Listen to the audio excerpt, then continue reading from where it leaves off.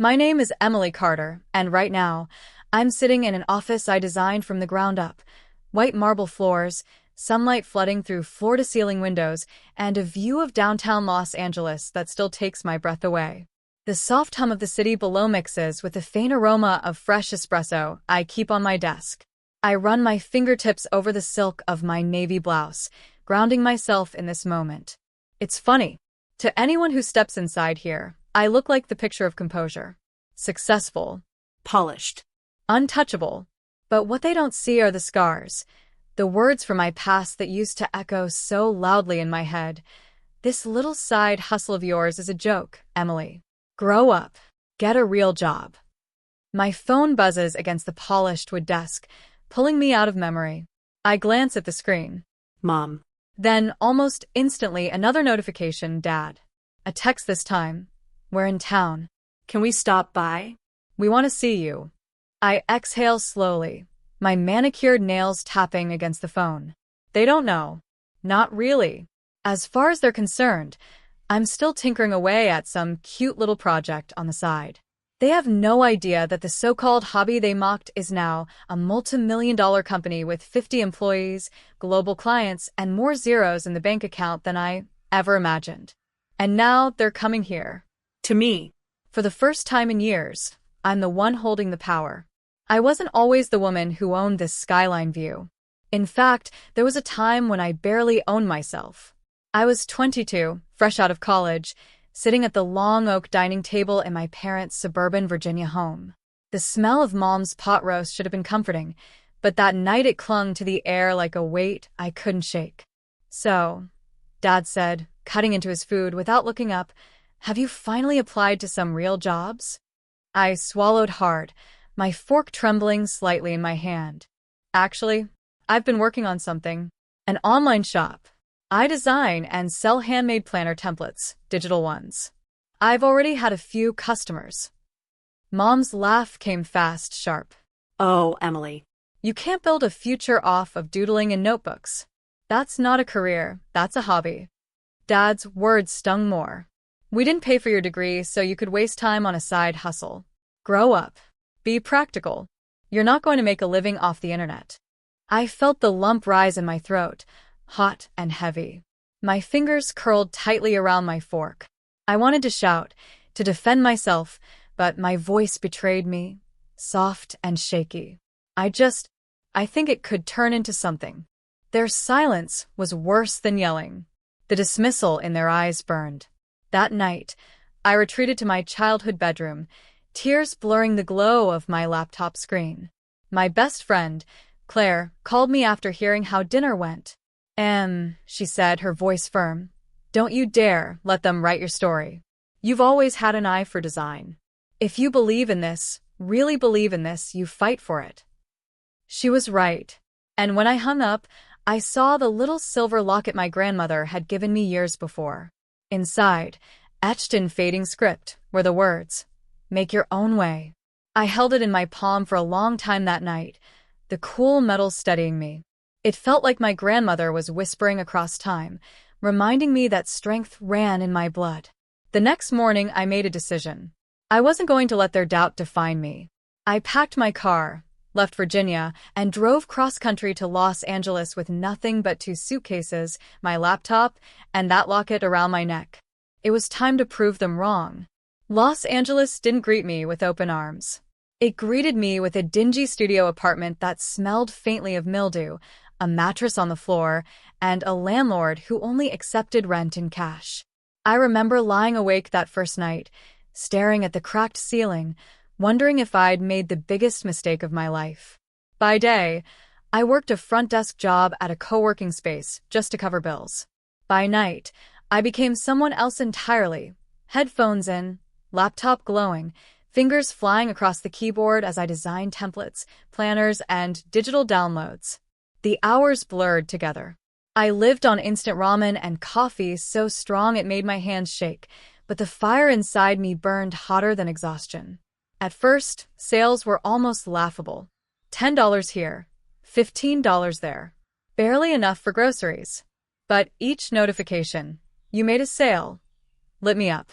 Someone out there, a stranger, saw value in what I created. That meant everything. I'll never forget the night I got my first real breakthrough. A woman at the co-working space, Rachel Adams, noticed me sketching designs on my lunch break. She leaned over, curious. "You ever thought about marketing these beyond Etsy?"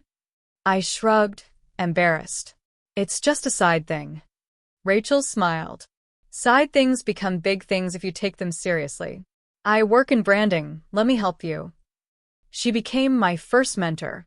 She showed me how to create a website that looked professional, how to pitch to small businesses, how to tell a story with my products.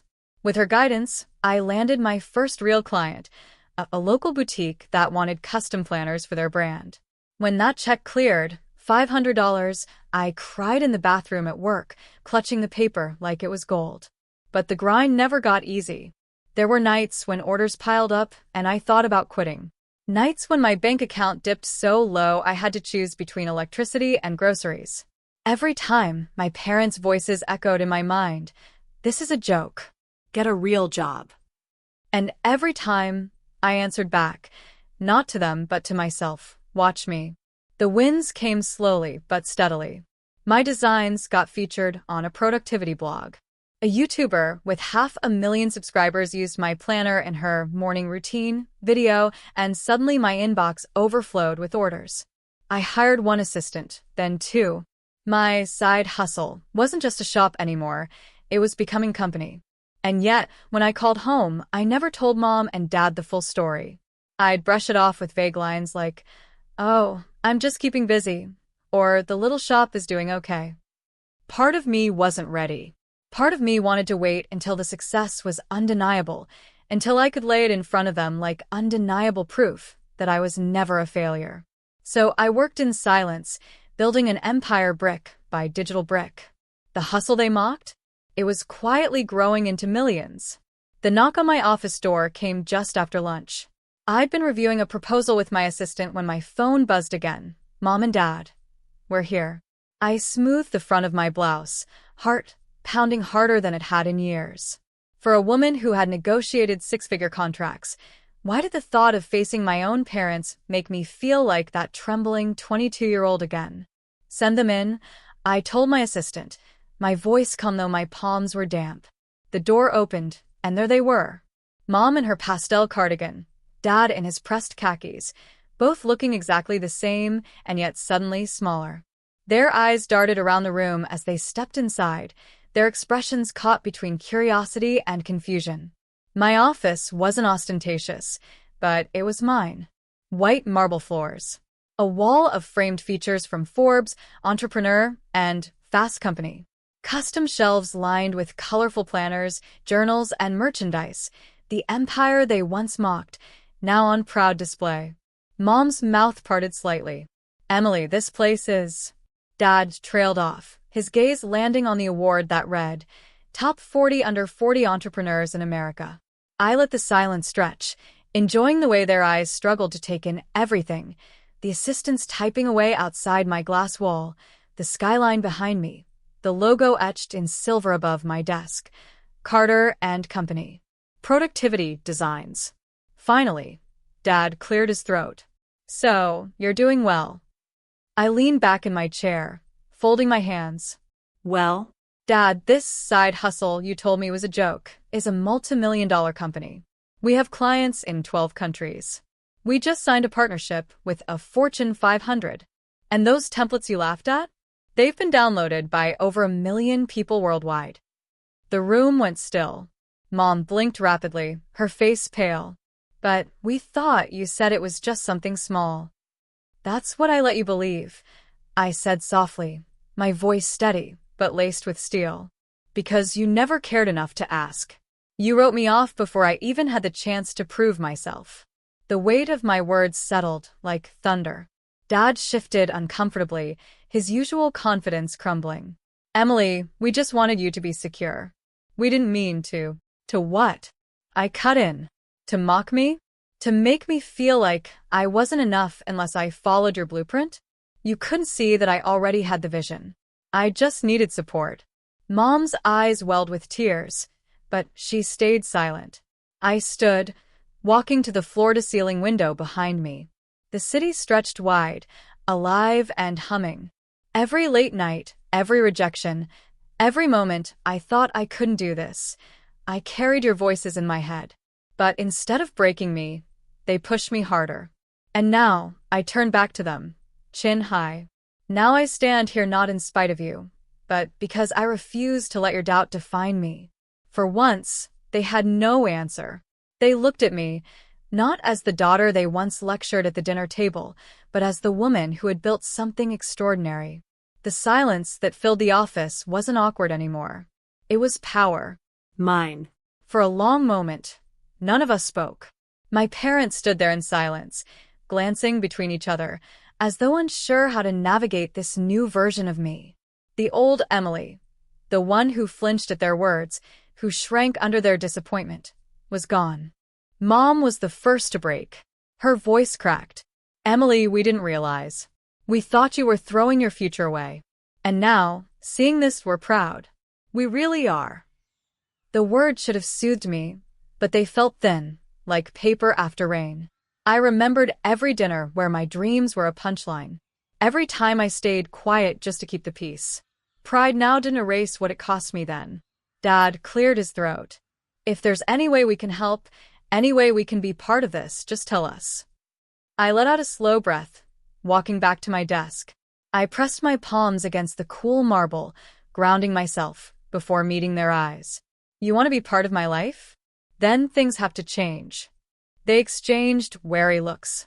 Change? Mom asked carefully. Yes, I said firmly. No more dismissing my choices. No more mocking what you don't understand. If you want a relationship with me now, it has to be built on respect, not control. Dad shifted uncomfortably, but I didn't stop. My voice gained strength with every word. And more than that, I want you both to stop living in fear. You've spent so much of your lives clinging to safety, to tradition, to what everyone else thinks is respectable. That fear got projected onto me, and it almost broke me. If you really want to be here, you need to chase something for yourselves. Start that art class you always wanted, Mom. Open the woodworking shop you used to talk about, Dad. Live. Don't just settle. Mom's eyes widened, a tear slipping down her cheek. Dad's jaw tightened, but I saw something flicker there, something like recognition. I softened, but only slightly. I love you, but I won't bend myself into the girl you wanted me to be. That version of me is gone.